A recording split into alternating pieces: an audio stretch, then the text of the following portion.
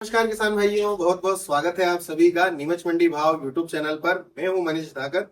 किसान भाइयों, जैसा कि पशुपालन जो है आजकल किसान भाई इससे दूर होते जा रहे हैं।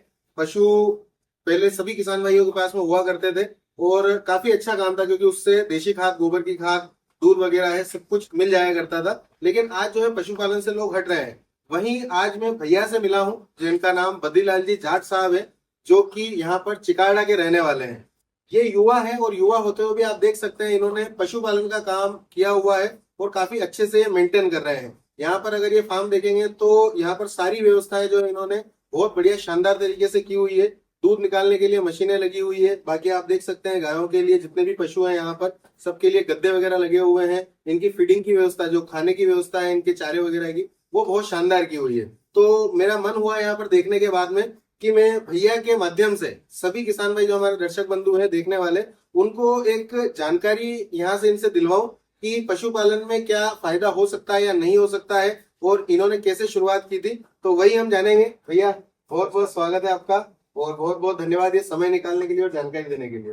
तो सबसे पहले तो मैं आपका परिचय एक बार बताना चाहूंगा दर्शक बंधुओं को। बद्रीलाल जाट, चिकाड़ा से सांवले जी के पास में रहता हूँ मैं। और मैंने 2 गायों से शुरुआत की थी। अच्छा अच्छा। हर किसान को मैं यही कहना चाहूंगा, आप कम से कम गाय ला के शुरुआत करो तो इससे आपको प्रॉफिट मिलेगा। हाँ हाँ। क्योंकि धीरे धीरे बढ़ाएंगे अपन तो अपन को इसकी बीमारियों का, हर चीज का पता लगता रहेगा। जी जी।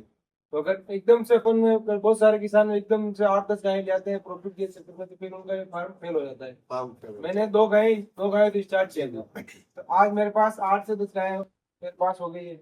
मेरे पास खुद की जो बछड़ी तैयार हो गई है। सबसे पहले किसान को ये कहना चाहूंगा मैं कि आप जो भी ब्रीड पे ध्यान दोगे तो आपका Success हो पाएगा। बाकी नहीं हो पाओगे। अगर ब्रीड पे ध्यान नहीं दोगे तो आप सक्सेस होगे नहीं। जी। और आप दूसरी जगह से गाय लेकर आओगे तो वो अपने यहाँ पे सुटेबल कम होती है। सही बात। और अगर अपने यहाँ पे खुद के यहाँ पे अपन तैयार तैयार करेंगे। करेंगे। अब जैसे मेरे पास ये भी गाय है, तो जैसे 20 महीने की गाय है, जी। इसने बछड़ी दी है अभी। अच्छा अच्छा। अभी इंजेक्शन आने लगे जिससे बछड़ी होती है, अच्छा, तो अच्छा। उससे ज्यादा प्रॉफिट मिलता है जी, अपने जी। को। 100% गारंटी के आते हैं, इंजेक्शन वो लगाते हैं तो अपन बछड़ी तैयार होती है। उससे अपना वो प्रॉफिट और बढ़ता जाएगा। दूध से ज्यादा प्रॉफिट नहीं मिलेगा, उससे ज्यादा अपने को बछड़ियों से मिलेगा। जी, जी। क्योंकि हर साल अपने को बछड़ी मिल जाएगी। जी, बहुत सारे किसान भाई 8-9 महीने तक उनको सीमन लगवाते ही नहीं। जी। जबकि कि 3 महीने बाद इंजेक्शन में सीमन लगवा देना चाहिए गाय को, तो वो तैयार हो जाए। अच्छा, जैसे आपने कहा कि शुरुआत आपने बिल्कुल 2 गायों के साथ में की थी। आज आपके पास में इतनी गाय है, तो इनमें सब अलग अलग नस्ल की है या फिर एक ही नस्ल की है? नहीं, सारी अलग अलग नस्ल की सारी है। अलग अलग। तो आपके पास में कितनी तरह की गाय है जो मेरे नस्ल? पास अभी जैसे किरलेंडो गाय भी है, और ये क्रॉस में है ये, और पीछे एचएफ में है। और अपने को डेयरी फार्म में अगर सक्सेस जाना है तो अपने को एचएफ गाय में ही अपन सक्सेस जा सकते हैं। बाकी अपन गिर वगैरह उसमें इतना सक्सेस नहीं जा सकते, क्योंकि उतना दूध का प्रोडक्शन नहीं हो पाता उसमें। नहीं हो पाता। अभी जो आपकी एचएफ गाय है ये लगभग कितना दूध देती होगी? मेरे पास अभी 18 लीटर एक टाइम का दूध देने की गाय है। अच्छा, एक टाइम का 18 लीटर, दोनों टाइम का वाला 36 लीटर हो 36 जाता है। लीटर।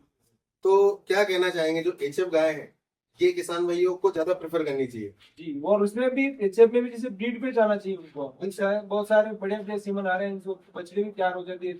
मतलब बछड़ी 12 महीने में बछड़ी वापस प्रेग्नेंट हो जाती है। अच्छा अच्छा अच्छा। और अपने को 20 महीने में तो बच्चा दे देती जी, है और दूध पे आ जाती है। दूध पे आ उससे जाती है। बाकी 3-4 साल तक लोगों के मतलब प्रेग्नेंट नहीं होते बच्चे। सही सही बात है, सही। अच्छा, ये जो आप अभी इनको फीडिंग वगैरह करते हैं, चारा वगैरह देते हैं, तो उसका कोई कैलकुलेशन है ऐसा या फिर नॉर्मल तरीके से ही खिलाते हैं? अपन जैसे 1 लीटर दूध दे रही है, उसको 400 ग्राम फीड देते हैं। अच्छा अच्छा। तो 400 ग्राम फीड में क्या क्या न्यूट्रिशन वगैरह या कुछ ऐसा एक्स्ट्रा है? अपन सारा पंजाब से मंगवाते हैं ये। अच्छा, सारा पंजाब फीडिंग से? सारा पंजाब से आता है। अच्छा, जैसे गैपिन होने के बाद में गाय का जो समय है, वो पीरियड है जब तक बछड़ी नहीं हो जाती है, उसके बीच में फीडिंग को चेंज करना पड़ता हाँ, है? उसमें चेंज करना पड़ता उसमें क्या चेंज करना पड़ता है। उसमें जैसे अलग अलग कंटेंट आता है, कंपनी का ही उसका है, वो सारा देते हैं। उसके बाद में 9वें महीने में उसको ट्रांसमिट देते हैं। है? अच्छा अच्छा। उससे फिर उसकी कंट्रोल वगैरह बड़े फिटिंग मिलता है और दूध के अच्छे आते हैं। दूध बढ़िया आता है। अच्छा। फालतू खर्चे बहुत करते हैं किसान, जैसे गुड़ के डब्बे, अजवाइन, मतलब 15-20 हजार रुपए का खर्चा वो ऐसे ही कर देते हैं किसान। हाँ हाँ। घी पिलाते हैं। गाय को घी पिलाने की जरूरत ही नहीं, उसके शरीर इसके लिए बने ही नहीं है। उसको जो प्रॉपर फीड चाहिए वही देना चाहिए। प्रॉपर फीड अगर आप देंगे किसान भाई, तो आपको जो आपका प्रॉफिट है वो भी बढ़ता रहेगा और गाय को भी किसी तरीके की परेशानी नहीं आएगी। अच्छा, जैसे ये आपने जो शुरुआत करी उस समय तो मशीनें वगैरह दूध के लिए नहीं लाए होंगे आप? उस समय तो हाथ से ही दूध हाथ से निकालते थे। दो गाय निकालता, हाथ से ही निकालता था। हाथ से निकाल देते, आज आपने पूरा सिस्टम लगाया हुआ है। तो ये जो सिस्टम है इसका क्या फायदा मिलता है किसान भाई को? जैसे मान लो जो बड़ा फार्म करेगा धीरे धीरे, तो इसका बेनिफिट।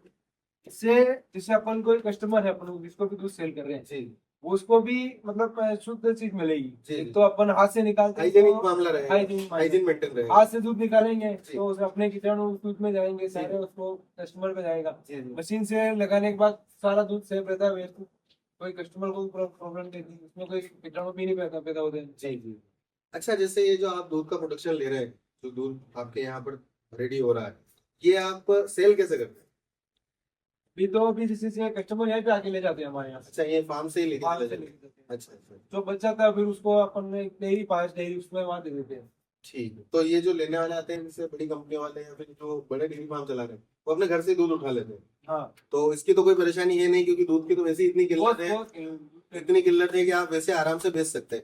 अच्छा, गायों से गोबर भी हमें मिलता है, तो उस गोबर का क्या यूटिलाइजेशन आप करते हैं? मतलब उसको सेल करते हैं या अपनी खेती अभी में मेरे इस्तेमाल को करते हैं? 1 साल ही हुआ इसे, इसको अच्छा, एक साल ही हुआ। जी जी तो मैंने क्या कर दी, जैसे इसका वर्मी कंपोस्ट का केचुआ का खाद बनाना शुरू करना है, पीछे शेड बनाया है, जी जी अब वहाँ पे चालू करें केचुए का। तो उसको भी क्या भाई, आप हमारे यहाँ पे अफीम के किसान बहुत सारे हैं। जी जी जी। तो उनके अफीम में उनके जैसे वो काफी काफी यूज आता है, बहुत और दूसरी जैसे फल सब्जियां हैं उनके भी बहुत ज्यादा यूज में।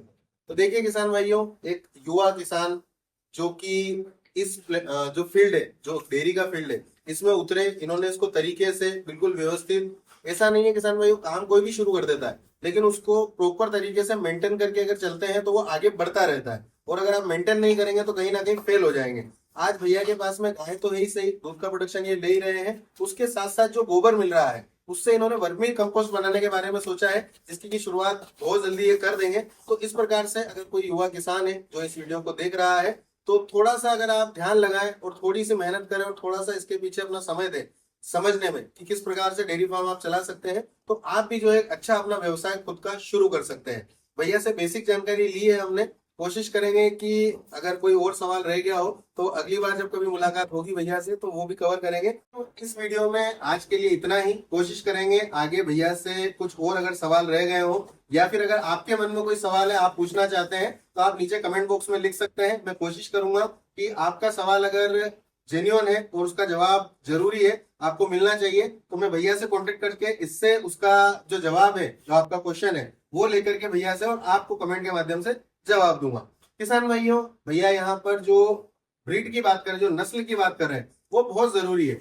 अगर आप भी अच्छी ब्रीड की, अच्छी नस्ल की अगर गाय लेना चाहते हैं, आप स्टार्ट करना चाहते हैं, तो आप भैया से संपर्क कर सकते हैं। भैया का नंबर मैंने वीडियो में दिया हुआ है, भैया से आप संपर्क कर सकते हैं, ताकि आपको, आप जो गाय लेने वाले हैं, कोई बछड़ी अगर आप लेना चाहते हैं और आप चाहते हैं कि आप उसको पालेंगे और उसके बाद में अपना व्यवसाय शुरू करेंगे, तो आप इनसे अगर लेते हैं तो आपको जो ये नस्ल पर ध्यान दे रहे हैं उसका फायदा भी आपको मिलेगा किसान भाइयों। तो बहुत बहुत धन्यवाद वीडियो देखने के लिए। वीडियो पसंद आया हो तो लाइक कीजिएगा, ज्यादा से ज्यादा किसान भाइयों तक वीडियो को शेयर कीजिएगा, और चैनल पर अगर आप पहली बार आए तो सब्सक्राइब जरूर कर लीजिएगा, ताकि आपको आगे भी इसी प्रकार से किसान हितैषी जानकारियां मिलती रहे। धन्यवाद। जय जवान, जय किसान।